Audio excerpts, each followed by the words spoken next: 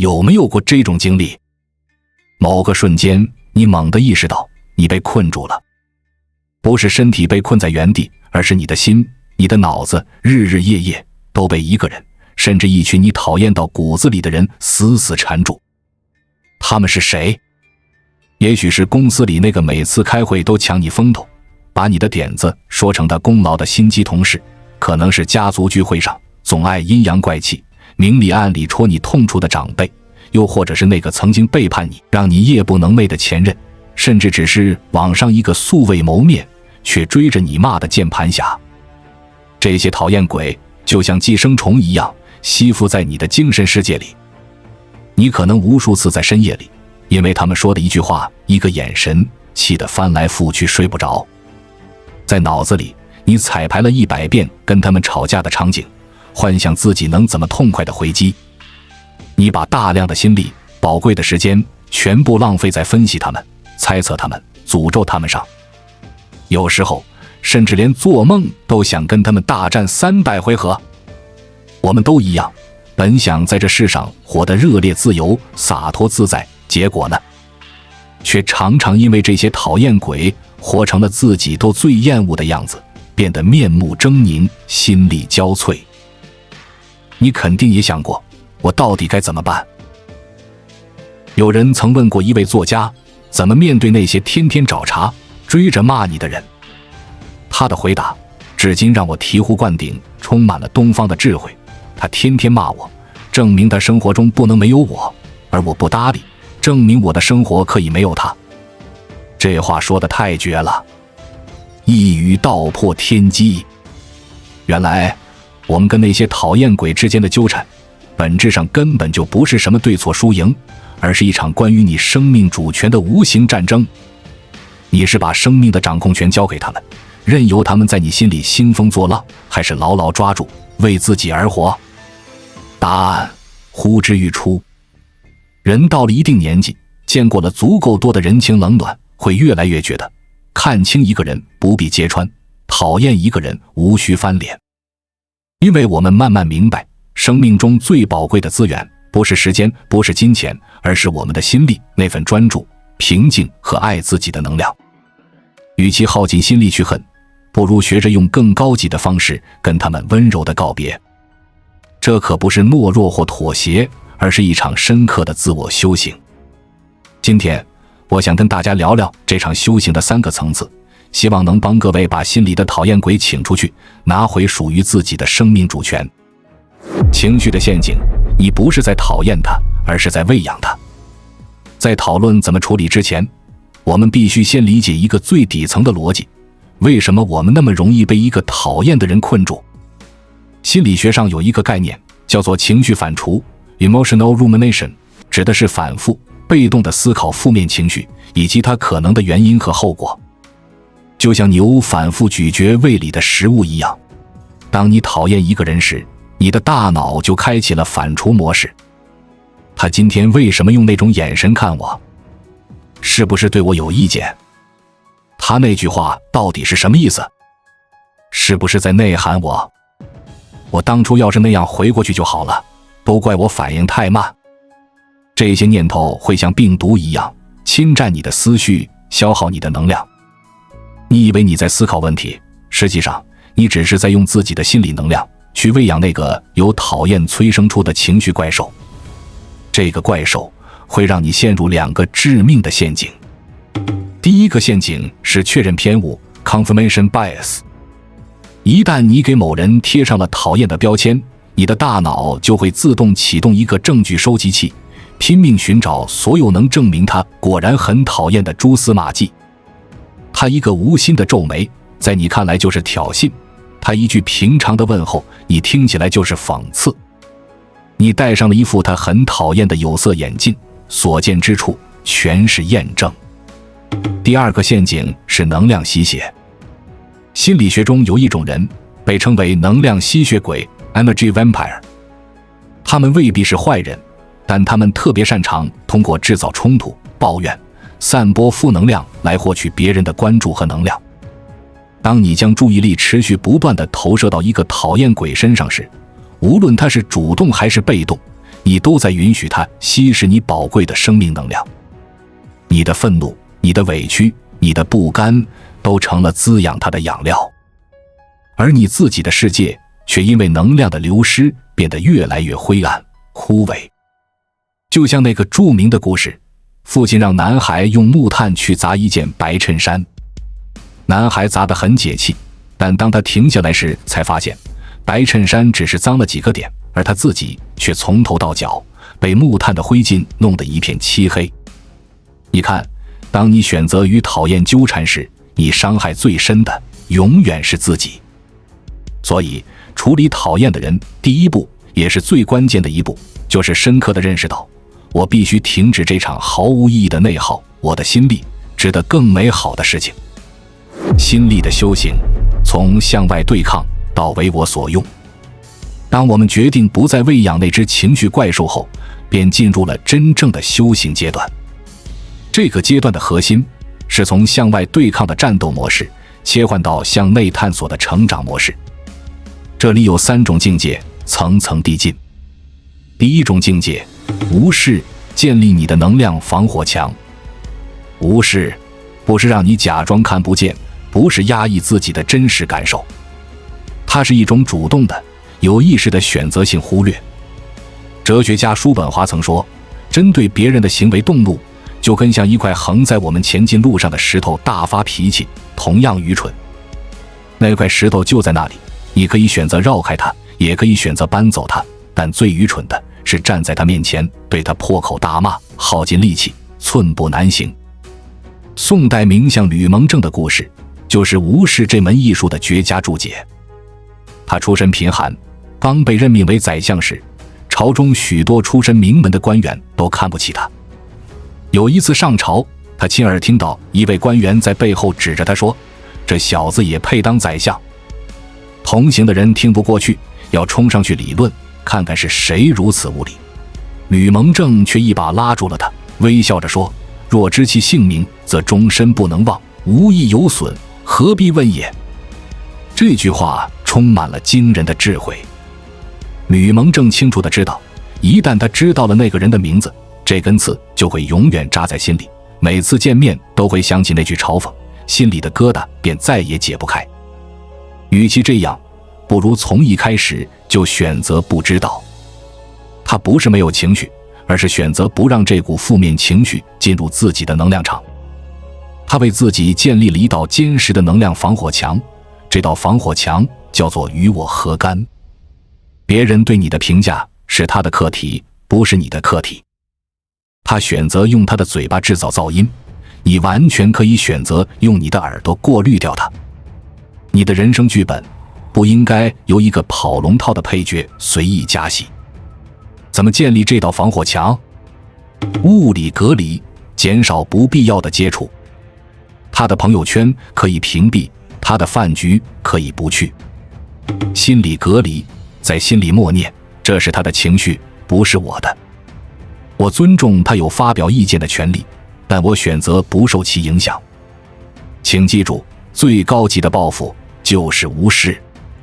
你的沉默是对他最大的轻蔑，你的平静是他永远无法企及的高度。在我们进一步探索之前，我们有一个激动人心的消息要告诉大家，我们已经开通会员功能了。现在您可以加入我们的会员大家庭，享受会员专属影片和更多独家内容。别忘了关注才知道，并点击小铃铛，我们将继续揭示更多关于金钱的真相，祝你迅速实现财务自由。第二重境界，远离，一场深刻的精神断舍离。如果说无视是建立防火墙，那么远离就是一场更彻底的精神断舍离。它意味着你不仅要忽略那些负能量，更要主动清理那些持续产生负能量的污染源。尼采那句振聋发聩的警告，我们都应该刻在心里，与恶龙缠斗过久，自身亦成为恶龙，凝视深渊过久，深渊将回以凝视。你越是讨厌一个人，就越会不自觉地在他身上投入大量的注意力。你会研究他的言行，分析他的动机，模仿他的逻辑去反击他。慢慢的，你的思维模式，你的情绪反应都会向他靠拢。你最终活成了你最讨厌的样子。这是一个多么悲哀的结局。我曾听过一位创业前辈分享他的经历。他早期有一个合作伙伴，能力很强，但为人刻薄，喜欢在团队里制造矛盾。前辈起初总想着去感化他，去平衡他，结果自己每天都心力交瘁，公司氛围也乌烟瘴气。有一天，他突然想通了，他把那位伙伴请出公司，虽然短期内业务受到了影响，但他自己的状态却前所未有的好。他把那些用于内耗的精力全部投入到产品和客户身上，公司很快就走上了新的台阶。他说，我终于明白，我的责任不是去改造一个坏苹果，而是保护一整箱好苹果不被它带坏。而我自己就是那第一个需要被保护的苹果。远离不是逃避，而是对自己负责。它需要你拿出壮士断腕的勇气，去割舍那些看似重要实则有毒的关系。这可能意味着离开一个圈子，辞去一份工作，甚至疏远一位亲人。这个过程可能会很痛，但长痛不如短痛。当你清理了这些精神上的垃圾后，你会发现你的世界豁然开朗，空气都变得清新了。第三重境界，转化，使其成为逆行的菩萨。这是最高级的境界，也是最难的修行。它要求我们不再将那个讨厌的人视为敌人，而是将其视为来度我们的逆行菩萨。听起来有点玄妙，但其中蕴含着深刻的心理学智慧。心理学大师卡尔·荣格提出了阴影理论。他认为，我们每个人内心深处都有一个阴影人格，它包含了所有我们不愿承认甚至厌恶的特质，比如自私、懦弱、虚荣、嫉妒。我们之所以会特别讨厌某个人，往往是因为他呈现在我们面前的正是我们极力压抑的阴影。你讨厌那个总是爱出风头的人，有没有可能是因为你内心深处也渴望被看见，却又不敢表达？你讨厌那个斤斤计较的亲戚，有没有可能是因为你总是在牺牲自己的利益去讨好别人，而他却活得那么理直气壮？你讨厌那个虚伪做作的朋友，有没有可能是因为你总是要求自己绝对真实，活得太累，而他却能轻松地在不同角色间切换？那个讨厌鬼就像一面镜子，照出了你内心最不愿面对的角落。当你能从这个角度去看待它时，你的心态会发生根本性的转变。你不再是那个受害者，而是一个观察者，一个学习者。你可以问自己，他身上的哪一点如此精准地刺痛了我？这背后藏着我怎样的匮乏与渴望？我能从他身上学到什么来完整我自己？苏东坡与佛印禅师牛粪与佛的公案，便是这个道理的生动写照。苏东坡问佛印：“你看我像什么？”佛印说：“我看你像一尊佛。”苏东坡大喜，又对佛印说：“你知道我看你像什么吗？我看你像一堆牛粪。”佛印笑而不语。苏东坡回家后，得意洋洋地把这件事告诉了苏小妹。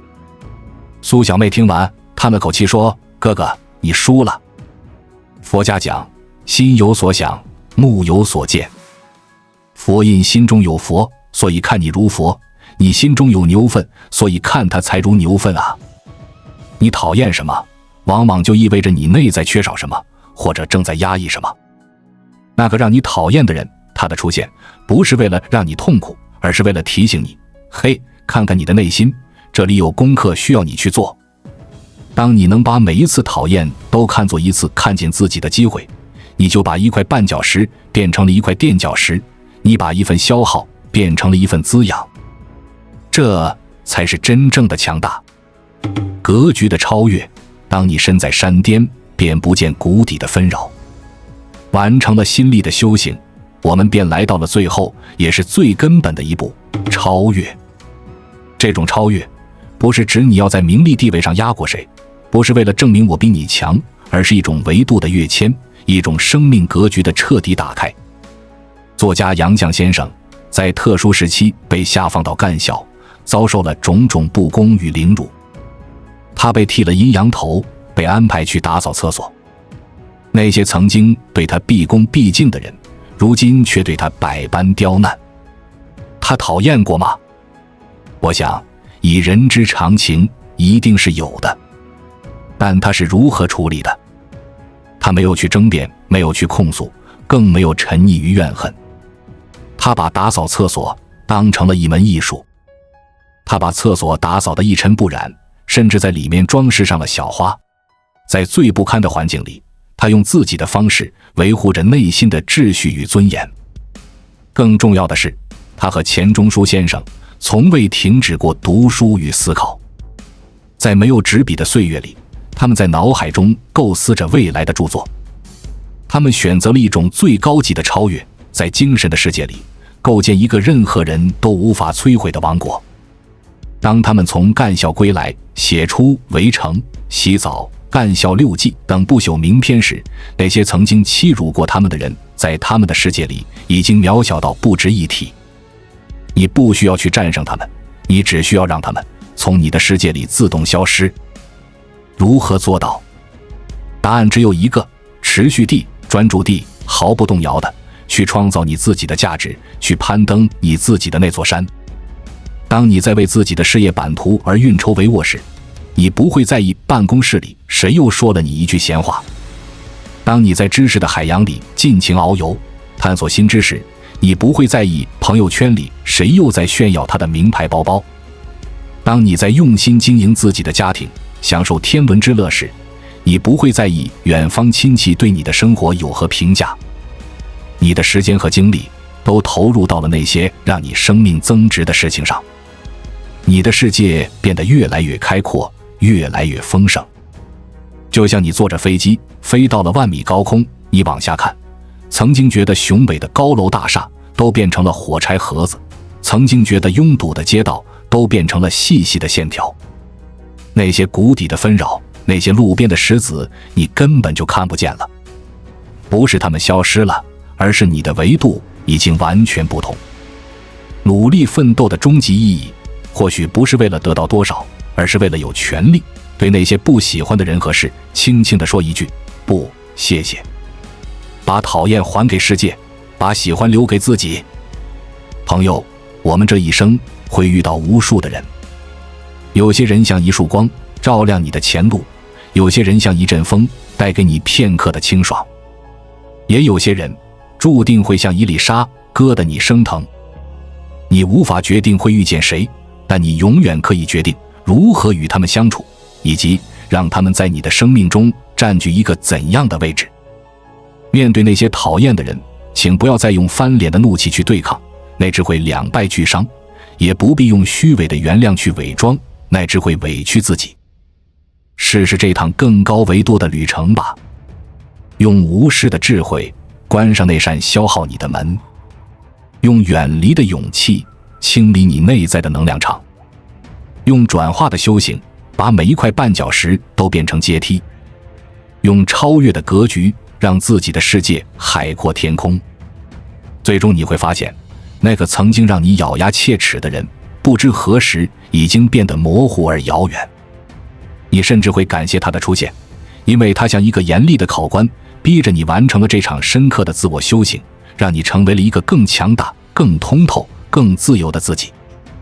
把讨厌还给世界，把喜欢和热爱全部留给自己。愿我们都能活成那曙光，温暖而坚定，从容而明亮。